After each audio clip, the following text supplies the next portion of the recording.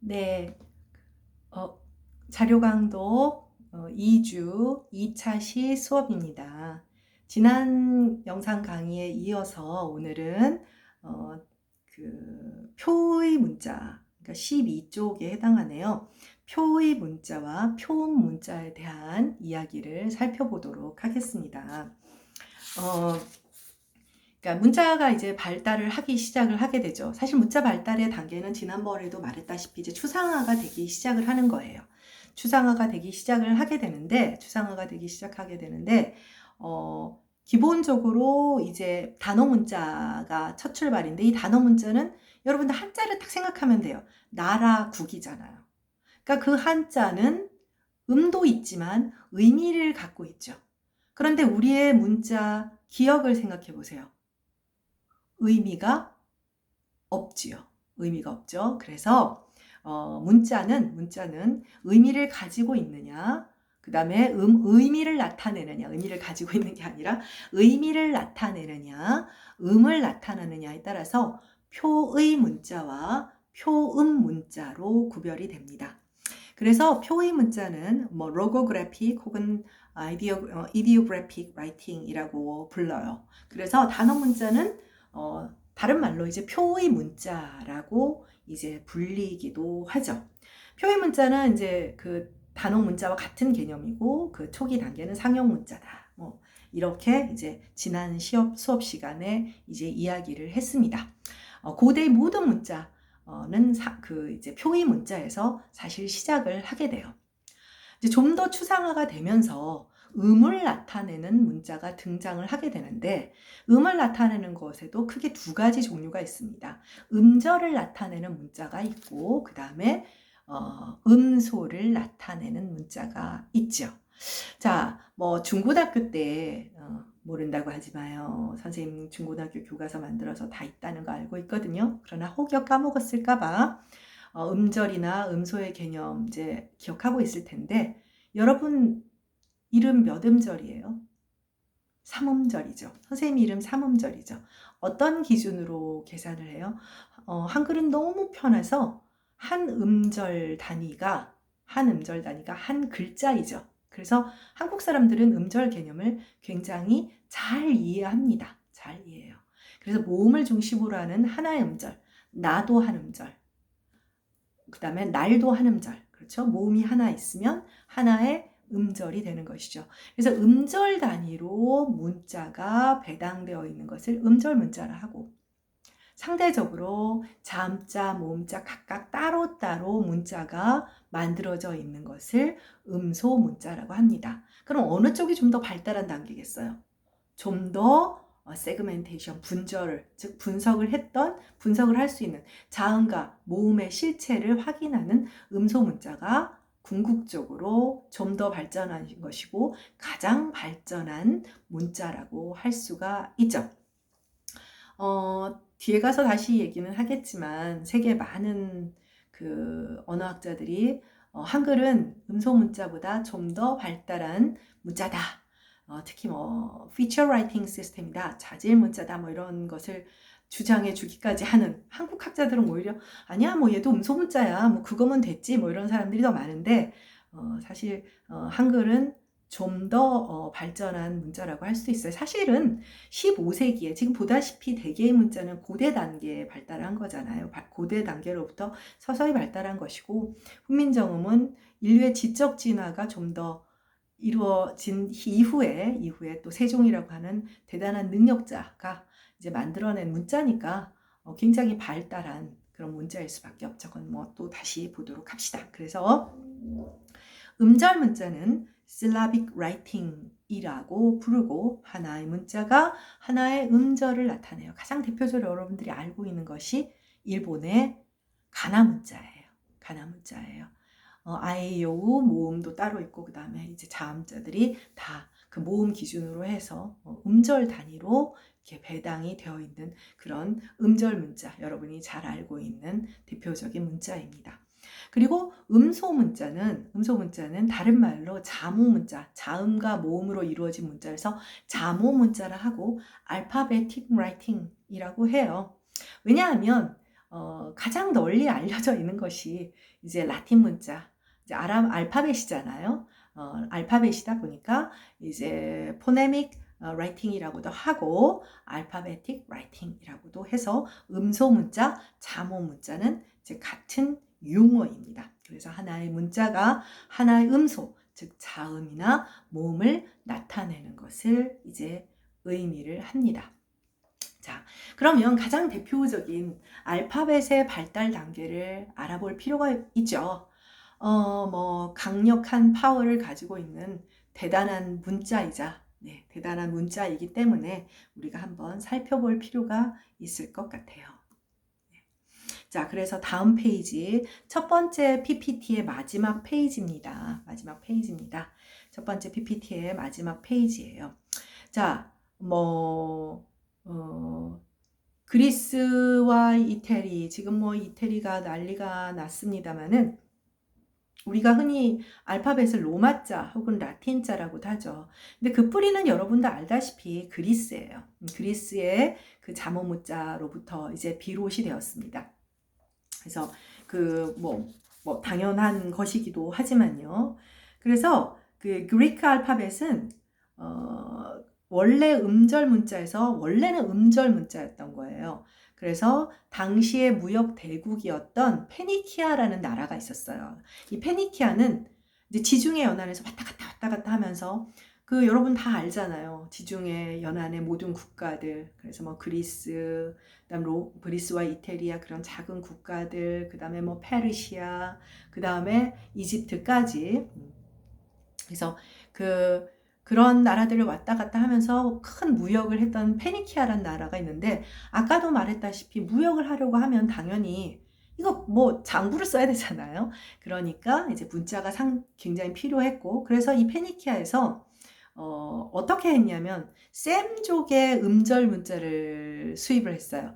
언어 계통에서 하미토, 세미토, 햄셈족이라고 하는 그런 민족이 있는데, 글쎄 정확하게 1대1, 그러니까 대응이 하지 않아요. 여러분들 고대사를 보면 예를 들면 그 터키를 가보면 터키 안에는 뭐 그리스의 역사도 있고 페르시아의 역사도 있고 막 복잡하잖아요. 복잡한 것처럼 뭐 이집트다 이렇게 단언을 할 수 없지만 그 셈족, 그러니까 이집트와 관련이 있어요.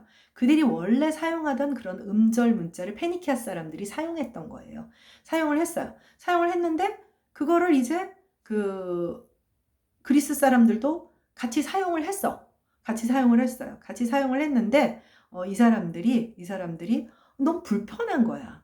불편해. 왜 불편했냐? 음절 문자니까. 그래서 그리스 사람들이 인류 최초의 음소 문자를 기원전 600년경에 이제 만들게 돼요. 예를 들면 이게 이렇게 생각을 하면 돼.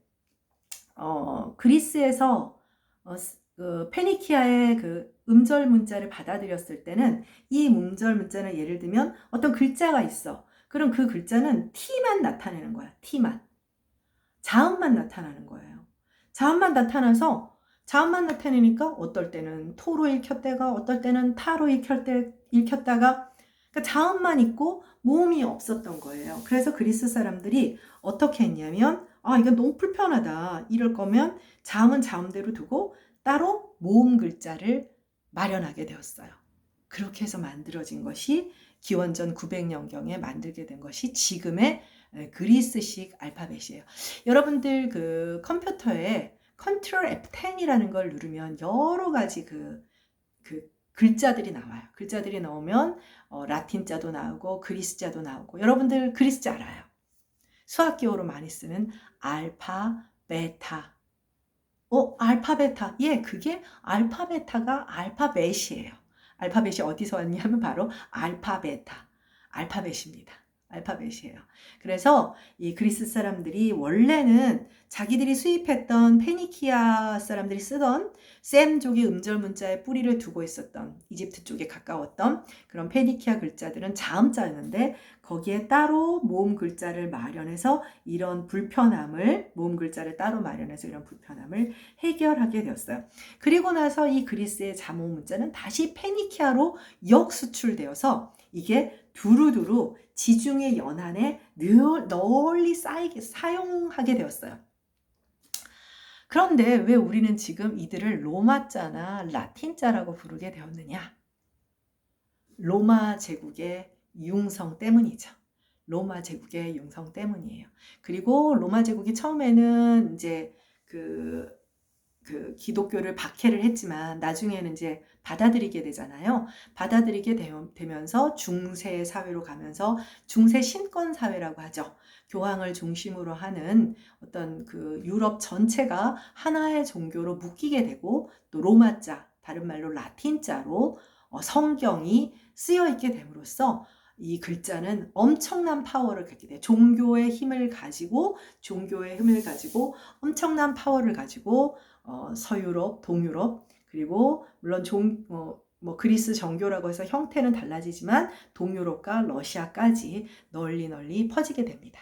널리 퍼지게 돼서 기본적으로 유럽, 서유럽이든 북유럽이든 동유럽이든 뭐 남유럽이든 러시아의 키릴 문자가 가장 형태가 좀 독특하긴 합니다만 그래도 그 베이스 자체는 로마자, 라틴자를 배경으로 해서 만들어진 거예요. 보면 다 비슷비슷하게 생겼죠. 그래서 우리가 지금 조금 전에도 뭐 음절 문자는 가나 문자라든지 뭐 전형적인 그 표의 문자인 상형 문자 형태는 한자에서 찾는 가장 큰 이유가 뭐 근대 이후의 모든 학문적인 배경은 서유럽 중심이 될 수밖에 없었잖아요. 근데 그들이 사용하는 문자는 조금씩 차이가 나지만 그러니까 로마자, 네, 그리고 라틴자 같은 말이에요. 거기 배경을 두고 있기 때문에 그렇게 되고 이제 그들이 사용하는 것은 알파베틱 라이팅, 네, 그렇게 되니까 이제 오늘날의 그 음소 문자는 네, 대표적인 음소 문자가 되었다고 할 수가 있습니다. 그래서 거기 이제 선생님이 그림으로 제시해 놓은 그리스 문자의 발달을 한번 볼까요? 이제 로마자가 된 것은 옆에 이제 우리가 알고 있는 알파벳이에요. 그래서 A, B 뭐 이렇게 있는데 이집트자, 페니키아자, 그리스자 이렇게 구별을 한번 해보면 소머리 여러분 A가 소뿔이에요. 소머리예요. 몰랐죠? 네. 그러고 보니 그런 것 같죠? 네. 그래서 이집트 글자는 초기 상형의 단계니까 굉장히 구체적으로 소머리 모양을 보여주고 있고요. 페니키아자는 이렇게 그렇죠. 조금 더 추상화된 그리스자는 알파 이렇게 된 거예요. 네. 그 다음에 집을 나타내는 것이 바로 오늘날의 베타예요. 베타. 예, 이게 뭐 이집트는 집터 같죠? 집터. 그래서 오늘날의 베타. 문, 뭐 델타. 문이 델타예요. 그 다음에 풀은 카파. 풀이 카파. 그 다음 물은 뮤. 그 다음에 눈은 오미크론. 이렇게 되는 거죠. 그래서 그리스 문자가 궁극적으로는 로마자까지. 지금도 이제 그렇구나. 우리가 여전히 그리스 문자를 사용하고 있구나. 국어 의문문 시간에도 알파베타 이거 되게 많이 쓰거든요. 메리어블 변형으로 많이 쓰는데 이러한 단계를 거쳐서 오늘날의 로마자 혹은 라틴자라고 이렇게 불리게 된 겁니다. 네. 간단히 하나 요것만 이야기를 하면 조금 전에도 말했다시피 이제 사실 이제 이 종교의 힘이라고 하는 게 굉장히 강력한 거거든요. 뭐 지금 신천지 사태를 봐도 참 그렇습니다만은 그래서 어쨌든 로마가 결과적으로는 기독교를 받아들이고 그러면서 이제 성경을 로마자, 라틴어 이제 글자는 로마자인데 이제 이태리 전역 이 지역에서 사용하는 사람들의 이제 언어가 라틴어였던 거예요. 사실은 그거를 로마자, 라틴자 그렇게 불리는 건데 여러분도 알다시피 이 라틴어는 중세집 들어가기 전에 이제 굉장히 많은 이제 공격을 받고 이러면서 무너지게 되잖아요. 로마 제국이. 그러면서 데드 랭귀지, 사어가 돼요. 사어가 돼. 데드 랭귀지. 그런데 사어가 된다는 건 뭐냐면 구어가 그 언어를 모국어로 구어로 사용하는 사람이 없어진다라는 뜻을 이야기합니다. 없어지는 거예요. 문자는 어떻게 될까요? 한국어를 말하는 사람이 없다고 어느 날 이 무수히 많은 한글 자료들 책들이 사라질까? 자료는 남죠. 수메르어 없어요. 그쵸? 근데 남아있잖아요. 무슨 얘기냐? 말로 하는 라틴어는 없어졌는데 라틴 문자로 쓰인 라틴 리틴 랭귀지, 즉 라틴 문어로 쓰인, 라틴 문자로 쓰인 엄청나게 중요한 문헌 자료가 남아요. 뭘까요? 성경이요. 성경이 남습니다. 근데 여러분들이 세계사를 잘 모른다 하더라도 중세 신권사회, 교황을 중심으로 하는 굉장히 종교를 기본으로 하는 유럽 사회가 형성이 돼요. 뭐 십자군 전쟁, 그러니까 또 다른 그 종교 세력인 아랍 문자, 아랍어를 사용하는 이제 이슬람권과 사실은 뭐 종교학적으로 보면 같은 뿌리를 가지고 있잖아요. 그런데 서로 이제 엄청나게 큰 싸움을 하게 되는 그런 단계에 이르게 됩니다. 자, 이게 무슨 얘기를 하는 것이냐면 성경은 굉장히 지금도 종교 경전은 굉장히 중요한 것이지만 중세 사회에는 뭐 신의 음성인 거예요. 그런데 그 문자가 라틴어로 되어 있어요. 라틴 문자로 되어 있는 거, 라틴 문어인 거예요. 그거 읽을 수 있는 사람이 구어가 사라진 다음이니까 많을까요? 적을까요? 수메르 문자로 쓰여진 점토판을 읽을 수 있는 사람이 지구상에 과연 몇 명이 될까요? 여러분들 지금 수천 년 동안 중국과 관련을 갖고 있는데 한자 모르잖아요.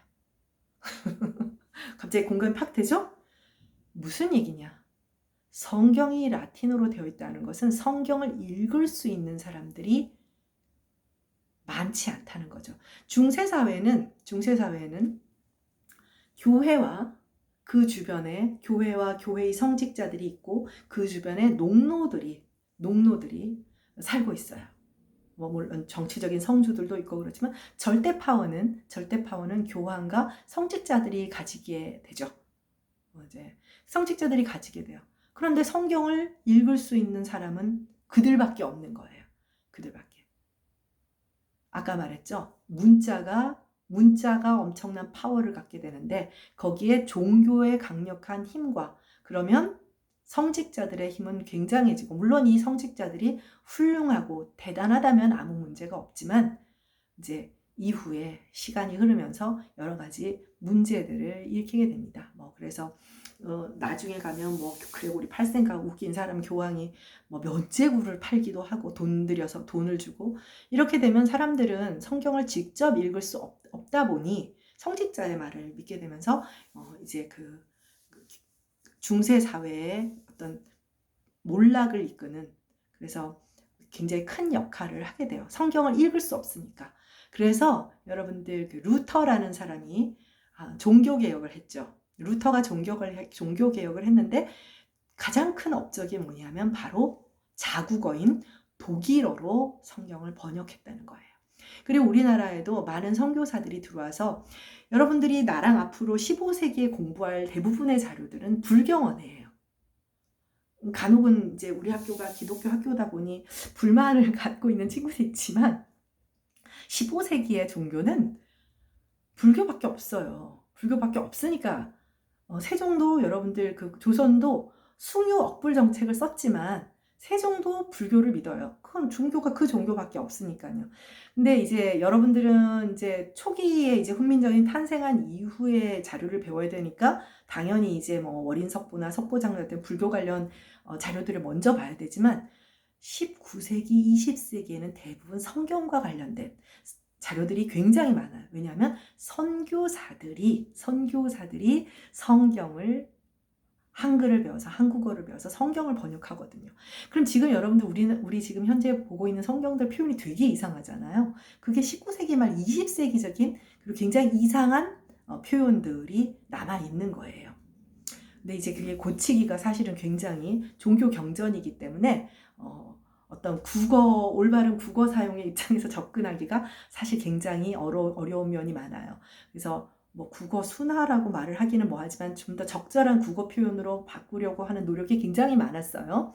그래서 굉장히 정착이 잘 됐고 예를 들면 식민지의 일본식 표현 같은 것도 많이 없어졌는데 정말 지금 못 고치고 있는 두 개의 영역이 뭐냐면 이제 종교적인 기독교의 성경 표현 같은 거라든지 또 하나는 뭐냐면 법률 용어예요. 일본식 한자 표현들이 많은데 그죠? 법조인들이 비싼 돈 받는 게 왠지 이해 못하게 하려고 그런 것 같다는 느낌까지도 들죠. 네, 그래서 이 로마자, 즉 라틴 문자로 되어 있는 성경이 이제 결과적으로 경전을 통한 어떤 접근을 일반 그 유럽 사회의 많은 농노들이 이제 백성들이 경전을 통해서 어떤 신을 접할 수 있는 기회를 못 갖게 하면서 어떤 그 교회의 부패를 이끌어내는 그런 문제들을 만들어내게 됐죠. 그래서 결국 나온 게 뭐냐면 중세의 이제 신권 사회를 무너뜨린 르네상스라고 하는 것이 나오죠. 르네상스는 불어로 뭐냐면 불어에 다시 태어나다, 네트라는 말이 태어나다예요. 근데 알리 같은 계통의 언어라 흐나트라고 해서 다시 태어나다. 그거의 명사형이 흐나상스, 르네상스예요. 르네상스죠. 그럼 뭐가 다시 태어나느냐? 인본, 신성이 아닌, 신의 본성이 아닌 인간의 본성, 인본주의라고 합니다. 이제 그것이 이제 만들어지게 되는 그런 결정적인 계기가 됩니다. 그래서 이 그 앞에서 왜 강독의 속성을 말을 했잖아요. 대부분 중세 대학들은 어떤 영역이 됐던 데드 랭귀지, 사어가 된 그런 라틴어의 라틴 문자로 된 그런 그 성경뿐 아니라 모든 자료들을 라틴어 강독을 굉장히 많이 했어요. 그러니까 살아있는 학문을 배운다고 할 수가 없는 거죠. 할 수가 없는 거죠. 네, 그래서 어떤 근대를 이끌어 나아가는 측면에서 이제 루터의 역할은 자국어로 번역한, 여러분들 제가 알기로도 그 독일어로 그 뭐죠? 그 노래를 부르는 것, 이런 것들도 사실은 이태리어가 아니면 뭐 아리아가 맛이 안 난다 뭐 이러는데, 그것들이 이제 어떤 새로운 자각, 다른 언어, 다른 문자에 대한 그런 자각 같은 것이 있었다고 할 수가 있을 것 같아요. 네, 어쨌든 여러분들 지금 초기에 지금 문자 발달사를 보면서 문명의 발달은 분명히 유럽 쪽에서는 만들어지지 않았어요. 왜냐면 여러분들 유럽은 굉장히 척박한 곳이에요. 척박한. 환경이 별로 좋지 않죠. 환경이 별로 좋지 않고 그 사람들 막 그 해만 뜨면 나가서 막 나가죠. 우리 그래요? 선크림 덕지덕지 바르잖아. 해가 많이 나는 나라니까. 그러니까 간단히 말하면 고대 문명의 발상지라고 하는 것은 환경이 좋고 비옥한 곳이라는 건데, 유럽이 고대 문명의 발상지가 없다는 것은 환경적으로 그만큼 그렇게 좋은 곳이 아니라는 것이죠. 그래서 초기에는 뭐 실크로드든 뭐든 이들 사실은 이제 서남아시아도 다 아시아잖아요. 뭐 물론 나일강은 조금 다르지만, 그래서 지중해 연안이나 이런 뭐 어쨌든 아시아 쪽에, 그래서 실크로드를 통해서 동쪽의 그런 우월한 문화가 흘러갔다면, 이제 여러분들 그 15, 16세기를 넘어가면서 르네상스를 거치고 산업혁명을 거치면서 이들이 이제 서구 제국주의 침탈을 우리보다 앞서서 이제 산업혁명을 하면서 발전하기 시작했어요.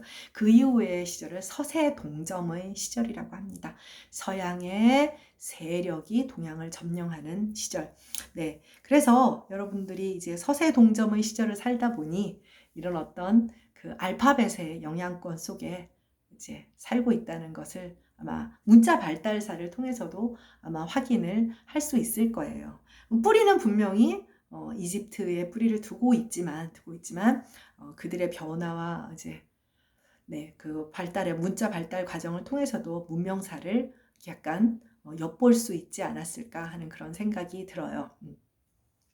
요새 코로나 사태를 보니 뭐 과거 선생님 세대들이 무조건 서구를 찬양했던 것과는 조금 다른 면도 보이기는 합니다만, 어쨌든 네, 그렇습니다. 그래서 일단 여기서 딱 요 꼭지가 끝났네요. 좀 다른 얘기들을 좀 더 보완해서 하다 보니 자, 혹시 여러분들이 영상 강의를 들으면서 뭐 메모도 하고 그러겠지만 나중에 이제 중간고사를 볼 수 있을지 기말 어떻게 될지 모르지만 시험에 관련해서는 미리 자료나 이런 것들에 대한 안내가 있을 테니까 미리 걱정하지는 말고 영상 보면서 또 선생님 말 수업 시간처럼 메모하고 그래서 PPT도 좀 하얀 걸로 했잖아요. 그래서 그렇게 공부하고 있으면 됩니다. 네, 요 꼭지가 끝났으니까 일단 2차 시 영상은 여기서 마치도록 하고 그 다음에 다음 차시 영상에서 보도록 합시다. 자, 수고. 조금 이따 봐요.